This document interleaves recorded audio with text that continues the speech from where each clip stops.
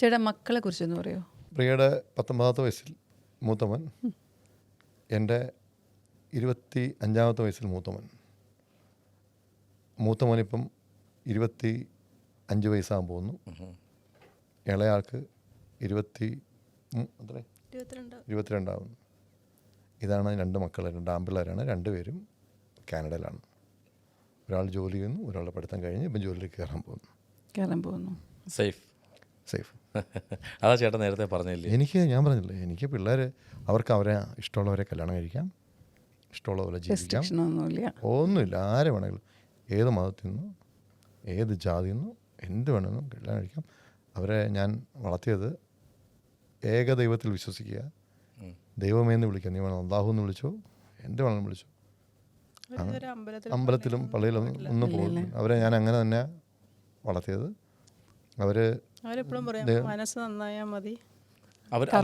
ഇങ്ങോട്ട് പറഞ്ഞു, മറ്റുള്ളവരുടെ നമ്മൾ മുഖാന്തരം, എൻ്റെ മക്കളെ പറയുന്നത് ഇങ്ങോട്ട് പറഞ്ഞതാണ്, നമ്മൾ മുഖാന്തരം ആരുടെ കണ്ണിൽ നിന്ന് ഒരു തുള്ളി കണ്ണീര് വീഴരുത്. നമുക്ക് കിട്ടുന്നത് പാതി, അല്ലെങ്കിൽ കിട്ടുന്നതിൽ അംശം മറ്റുള്ളവർക്ക് കൊടുക്കുക, എന്നിട്ട് ദൈവമേന്ന് വിളിക്കുക, മുന്നോട്ട് പോവുക. അല്ലാതെ വേറെ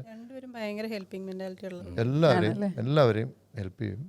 ഇപ്പൊ നാട്ടിൽ ഇപ്പൊ തന്നെ രാവിലെ തന്നെ ഇല്ല, മോന് വന്നിട്ട് പോയായിരുന്നു മൂത്താള്. ഇനിയിപ്പോ ഇളയാൾ അടുത്ത മാസം വന്നുണ്ട്. ഓണത്തിന് വരുന്നുണ്ടോ? ചേട്ടൻ എന്താ പറയാൻ വന്നേ? അല്ല, ഞാൻ പറയാം, ഇന്ന് രാവിലെ തന്നെ ഒരു ഇന്ന ആൾക്ക് കുറച്ച് പൈസ ഇട്ട് കൊടുക്കാൻ വേണ്ടി ഇപ്പോൾ വിളിച്ച് പറഞ്ഞു. നമുക്കറിയില്ല, അത് അവൻ്റെ ഫ്രണ്ടിന് ആരോ ഹെൽപ്പ് ചെയ്യാണ്. അത് തന്നെ. അല്ല, എനിക്ക് തോന്നുന്നു കുറച്ചൊക്കെ ചേട്ടനും ആ ഒരു ഹെൽപ്പിംഗ് മെന്റാലിറ്റി. അത് ഞങ്ങൾ ചെയ്തിട്ടുള്ള ഹെൽപ്പൊക്കെ എന്ന് പറഞ്ഞാൽ നിങ്ങൾക്ക് പ്രെഡിക്റ്റ് ചെയ്യാൻ പറ്റില്ല. ഞങ്ങൾ ഒരു കുട്ടിയെ ദാനം ചെയ്തിട്ടുണ്ട്, എല്ലാവർക്കും അറിയാമല്ലോ. ഒരു കുട്ടിയെ കൊടുത്തിട്ടുണ്ട്. വീട്ടിൽ വന്നൊരു സർവൻറ്റ് അത് പറഞ്ഞു കൊടുത്ത് പറഞ്ഞു തരും. ഇതൊക്കെ ആരോടും പറയാത്ത കഥകളാണ്. ചേച്ചി പറയണം, ചേച്ചി കുറച്ച് എനിക്ക് അന്ന് വയ്യാണ്ടിരിക്കുമായിരുന്നു. അപ്പോൾ ഒരു സെർവനെ വേണമെന്ന് പറഞ്ഞാൽ ഞങ്ങളിങ്ങനെ അന്വേഷിച്ചപ്പോൾ ഞങ്ങളുടെ ഒരു ഫ്രണ്ട് മുഖേനയാണ് അവരെ ട്രിവാൻഡ്രത്തിൽ നിന്ന് കൊണ്ടുവന്നത്. അത് ആ കുട്ടി ആദ്യം ഏതോ പാസ്പോർട്ട് ഓഫീസിലോ എവിടെയോ വർക്ക് ചെയ്തെന്നാണ് പറഞ്ഞത്.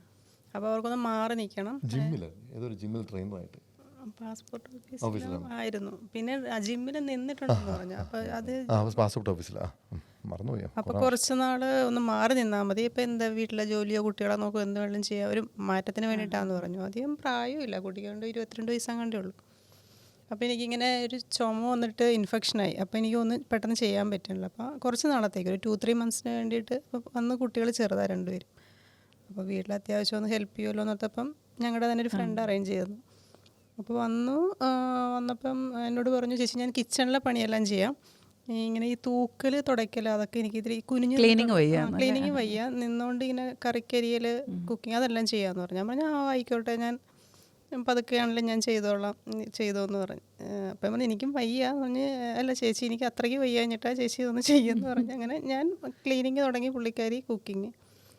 അത് കഴിഞ്ഞപ്പോഴത്തേക്കൊരു 2 മന്ത്സ് കഴിഞ്ഞപ്പോഴാണ് എന്നോട് പറഞ്ഞത്, ചേച്ചി ഞാൻ പ്രഗ്നൻ്റാണ്, പിന്നെ അവിടെ പാസ്പോർട്ട് ഓഫീസിൽ ഉള്ള ഒരാളുമായിട്ട് അഫെയർ ആയിരുന്നു, അതുകൊണ്ടാണ് ജോലി ചെയ്യാൻ പറ്റത്തില്ലെന്ന് പറഞ്ഞത്.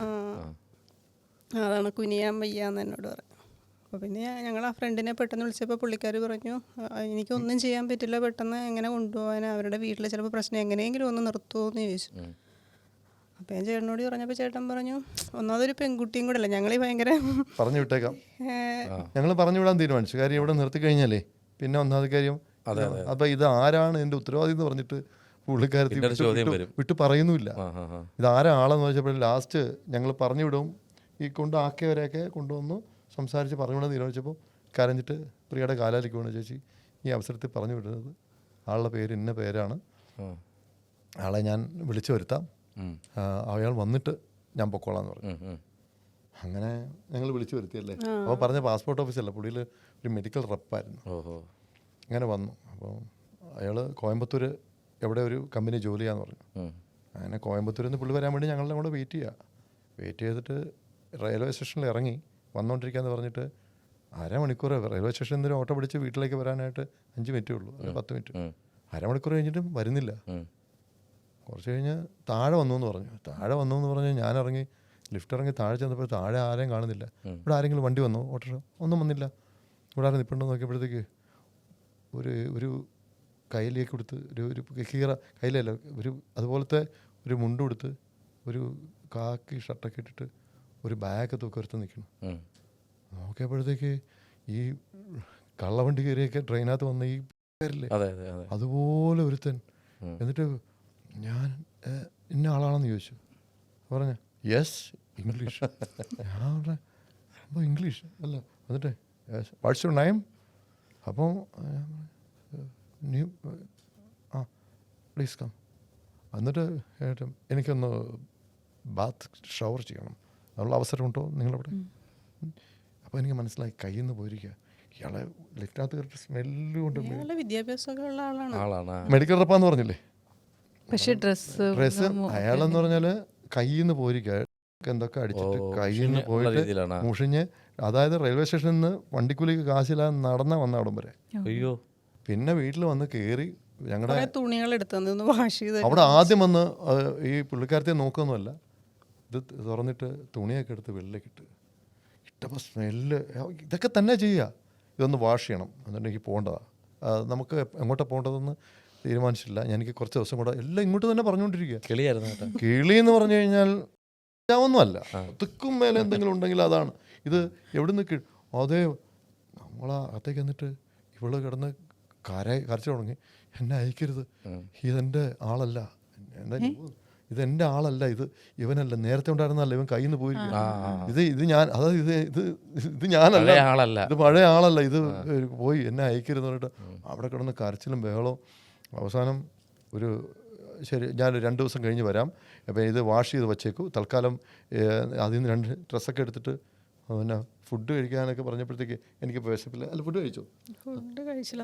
വിശപ്പില്ല എന്ന് പറഞ്ഞിട്ട് എൻ്റെ കൂട്ടുകാരൻ ജിത്തേട്ടൻ ഉണ്ടായിരുന്നു. ചേട്ടൻ പറഞ്ഞു ഇവനെ നൈസായിട്ട് ഒഴിവാക്കി, നമുക്ക് ഇവളെ എങ്ങനെ എന്തെങ്കിലും ചെയ്യാം, എന്നിട്ട് ഒരു 1000K എന്ന് സഹായിച്ചു കഴിഞ്ഞാൽ ഞാൻ പൊക്കോളാം എന്ന് പറഞ്ഞാൽ അവർ 1000 ബാഗ്സ് എന്താ പറഞ്ഞ ഉടനെ 1000 രൂപ ഞാൻ കയ്യിലേക്ക് എടുത്ത് കൊടുത്തു. നേരെ തിരിച്ച് വന്നപ്പോൾ ഇറങ്ങി ഗേറ്റിൻ്റെ അവിടെ നടന്നു പോകുന്നുണ്ട്. കാരണം വണ്ടിക്കതൊന്നും കയറ്റാൻ പറ്റത്തില്ല.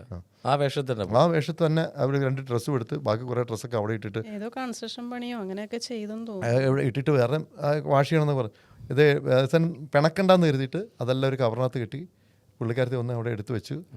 എല്ലാം എഴുതി ഇവർ പിന്നെ ഞങ്ങൾ തീരുമാനിച്ച് എന്ത് ചെയ്യണമെന്ന്. ഇത് അവസാനിച്ചതെന്ന് പറഞ്ഞാൽ ഭയങ്കര പോലീസൊക്കെ ഇടപെട്ടിട്ടാണ് ഇത് ഒതുങ്ങിയത്. കാരണം ഞാൻ പോലീസ് കംപ്ലയിൻറ്റ് ചെയ്തു. ഇവരെ വലിയൊരു വീട്ടിലെ ഒരു കഥാപാത്രമായിരുന്നു ഇയാൾ, വലിയ പാലയിലെ വലിയ തറവാട്ടുകാരൻ. കിളി പോയിട്ട് ഇതിന്. പക്ഷെ അതിൻ്റെ ഹൈലൈറ്റല്ല, ഇതെല്ലാം സഹിച്ച അവരിപ്പോഴും വേറൊരു കുട്ടിയൊക്കെ ആയിട്ട് ഒരുമിച്ച് രണ്ടാമതൊന്നിച്ച് കല്യാണം. അതാണ് ഏറ്റവും വലിയ ഹൈലൈറ്റ്. അവർ ഒരുമിച്ച് ജീവിക്കണത് ഇവരിപ്പം. ചേച്ചി പഴയതെല്ലാം മറക്കണം, ഒരു അമ്മയുടെ സ്ഥാനത്ത് നിന്ന് കുളിപ്പിച്ചാണ്. ഞങ്ങളാരായി? ശശി. 2 മക്കളുണ്ട് തോന്നിപ്പോ. ഞങ്ങൾ ഫോണൊക്കെ കൊടുത്തേ ഇല്ല, സന്തോഷത്തോടെ വിട്ടതാ. അവര് പിന്നെ അവരൊന്നിച്ച് എന്തെല്ലാം സംഭവങ്ങള് നമ്മുടെയൊക്കെ കുടുംബത്തിലെ